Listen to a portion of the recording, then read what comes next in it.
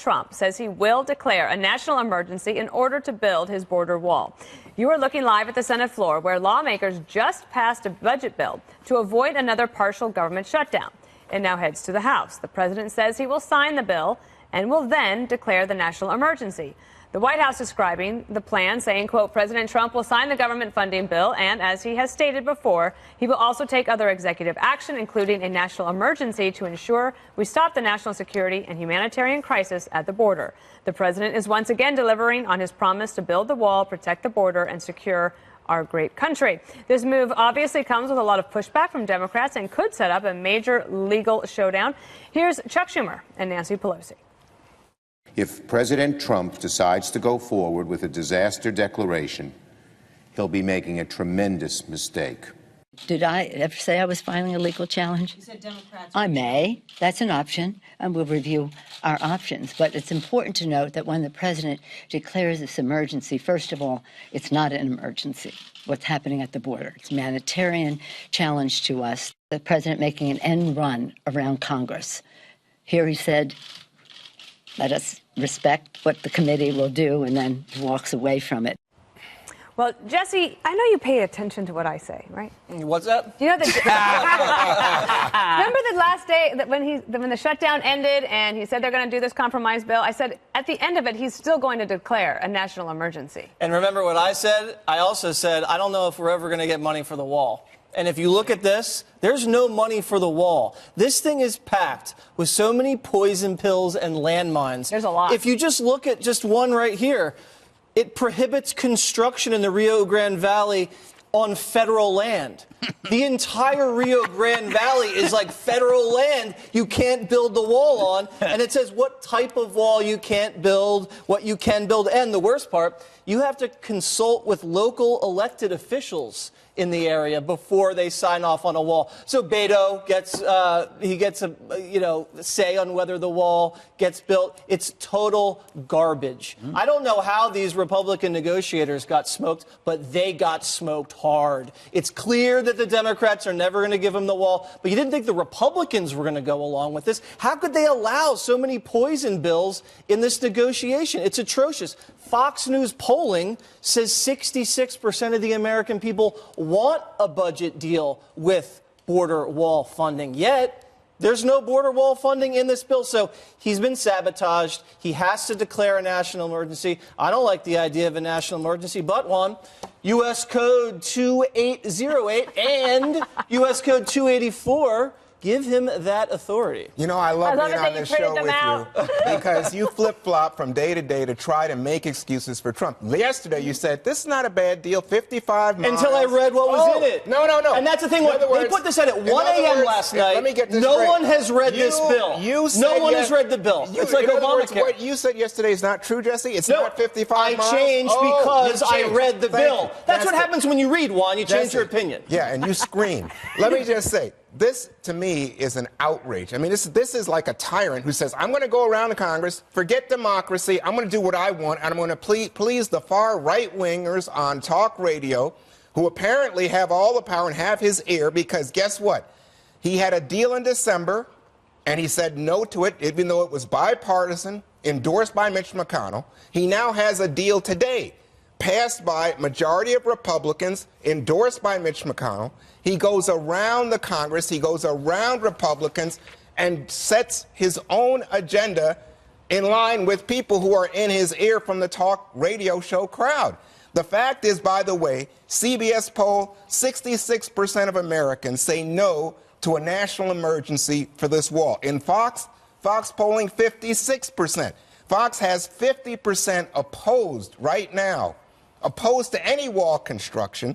2/3 support the deal that was on the table that includes some money for additional border security, not for a wall. It says it right here in the poll, right. Juan. That's what I'm telling you. Walls so what and barriers. So what you get here is 60% of Democrats, 73% of Republicans. No, let him keep talking.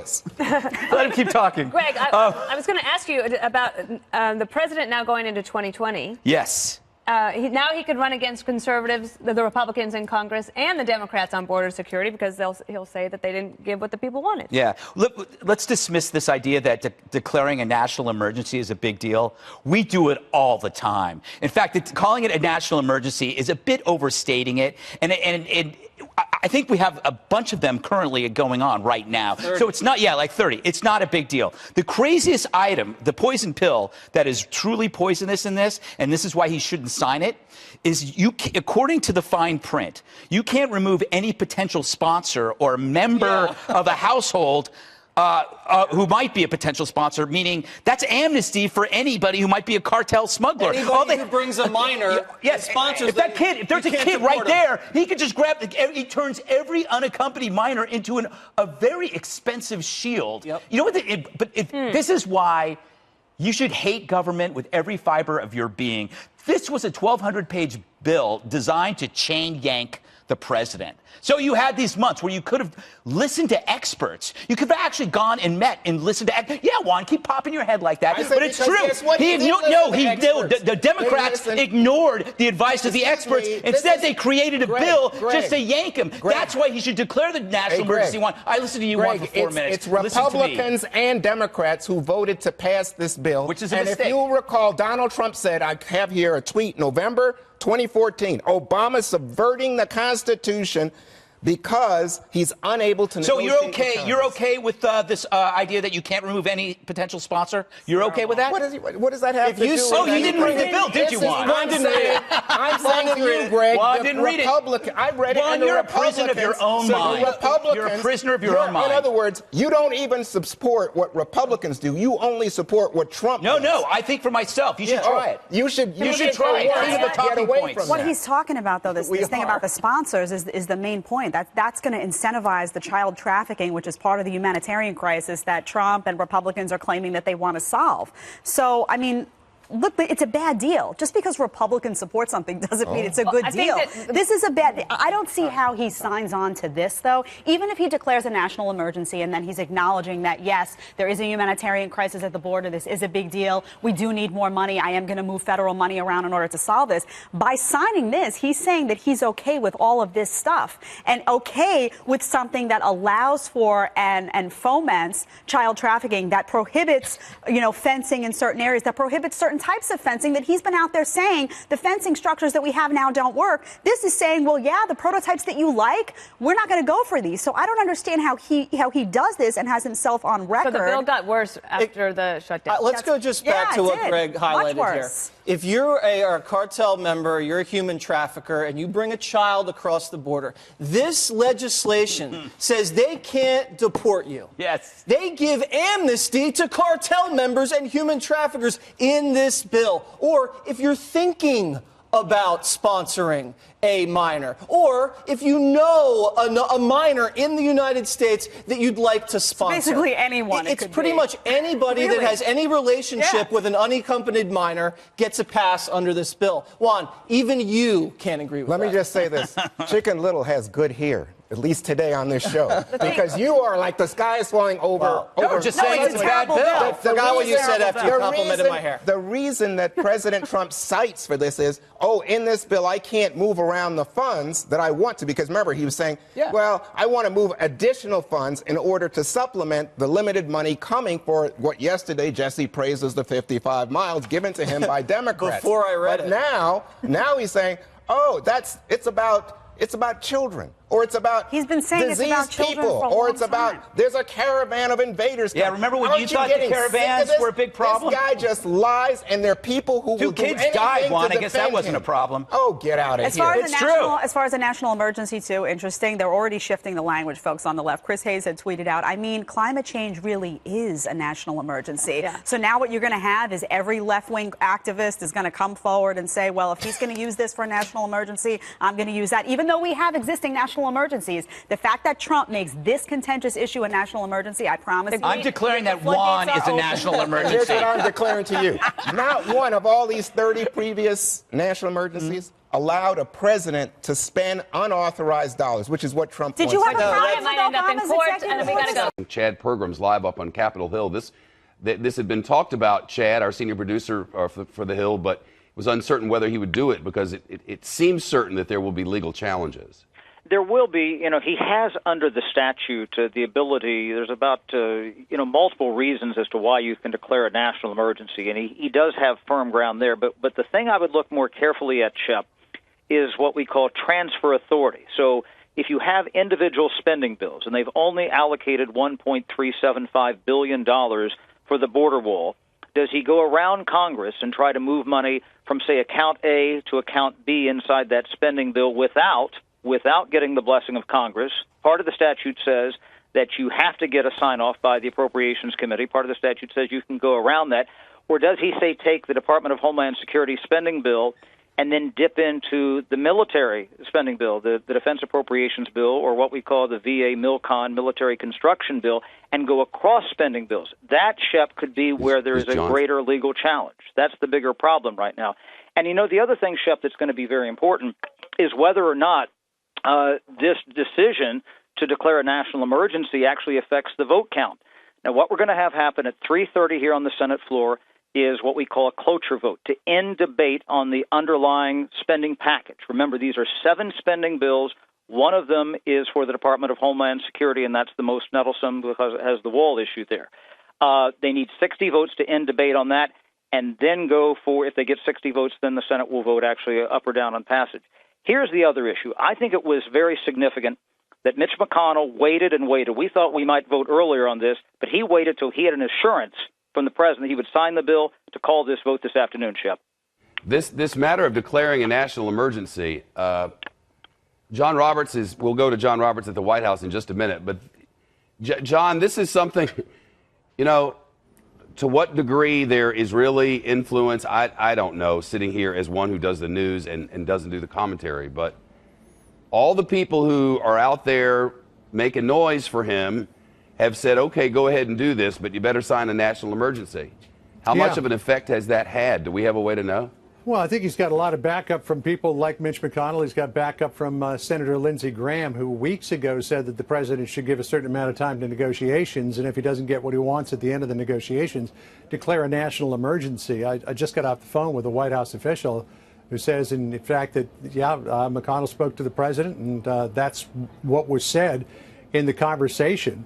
So, I mean, that's a huge piece of news that the president's going to sign this, but at the same time declare a national emergency. Now, Chad was talking about the intricacies of this transfer authority and reprogramming money within certain. It's like think that you've got a farm. Think of the federal government as a farm, and the farm's got a bunch of silos on it, and each one of those silos is filled with money. And you're allowed to move some money around within each of those silos, and you're also allowed to move certain amounts of money in between the silos. Now, if you declare a national emergency, it gives you greater leeway to be able to move money around in between those silos. And White House attorneys have looked at this for months, this idea of a national emergency, and they have identified certain baskets of money that they believe can be applied to building a border wall.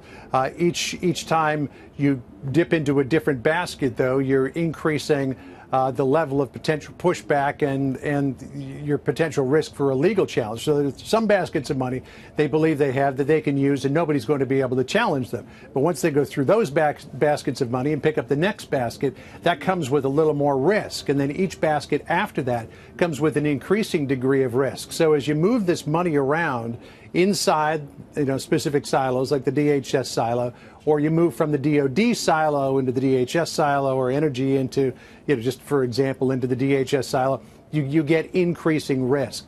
So it's not clear how much money the president might be able to move around before he ends up in court. But I do know that the OMB Office of Management and Budget here at the White House, has identified far more than the $5.7 billion than the president originally wanted in these baskets of money that it believes it can move around. They have to make a decision on to what degree do they risk inviting a legal challenge here, because once you get enjoined, then you run the risk of almost everything getting enjoined in the courts. I want our viewers to hear what Mitch McConnell said on the floor here. I've just had an opportunity to speak with President Trump, and I would say to all my colleagues, has indicated he's prepared to sign the bill. He will also be issuing a national emergency declaration at the same time. and I've indicated to him that I'm going to support the national emergency declaration. So for all of my colleagues, the president will sign the bill. We'll be voting on it shortly. So there's Mitch McConnell. John Roberts, what's the national emergency? Well, first of all, the reaction is wow. I mean, a lot of people thought that the president might use this option, but there was a lot of thought that he probably wouldn't use the option. He has said many, many times that he would rather do it legislatively, but it's clear that the president thought that he could not do it legislatively, so now he's going to declare the national emergency. The national emergency, as the president sees it, is a humanitarian and economic emergency that exists across our southern border. Tens of thousands of people are being apprehended every month by Customs and Border Protection, the Border Patrol, Immigration and Customs Enforcement for crossing over into this country or being in this country illegally. Customs and Border Protection facilities are filled to bursting. There are a lot of family units. There are a lot of unaccompanied children that are coming across the border. And the president believes that the best way to deal with that is to build a border barrier, add an additional 200 and some odd miles of fencing, particularly in Texas. But here's the rub with that. When you're talking about these migrants, these illegal migrants from what are called the Northern Triangle countries of Honduras, El Salvador, Guatemala, Honduras, Guatemala, Nicaragua, and El Salvador, they are people who simply want to get their feet on American soil so that they can be picked up by the Border Patrol. And the president himself, a couple of weeks ago, in response to a question I put to him, acknowledged that because you cannot build a fence right on the border in Texas, you can't build it in the floodplain of the Rio Grande. You have to build it, a couple of 100 yards in. In some cases, the wall is a mile in from the border. All those people have to do is cross the Rio Grande, and in some areas you could float across, in some areas you can walk across. And if they get their feet on U.S. soil, they give themselves up to the Border Patrol, they get into the system where by and large they get released into American society. Some of them do return for their appointed court date. Some of them don't. Even if they come for their first court date, they very often don't come for their second court date, and so they disappear into American society. So build as much wall as you want in Texas. You're not going to stop the problem of these migrants who want to get caught by the Border Patrol from coming across. Now, where it could help is people who don't want to get caught, who get into the country. That would include people who just want to disappear into American society right away. They don't want to get caught by the Border Patrol. That could include criminal elements. It could include human traffickers. It could include drug smugglers and other people with nefarious intent to get across the border. They would get caught up, ostensibly, theoretically, by this wall, which would give Customs and Border Protection time to get to them before they hit these what are called vanishing points and disappear into the United States. So from that standpoint, it could be beneficial for Customs and Border Protection. But in terms of stopping the flow of migrants who are coming up from Central America who just want to put feet on U.S. soil, it wouldn't do much to stop them. And the president has admitted that. Jeff? All right, John, thanks. Thank you. God bless you. And God bless America.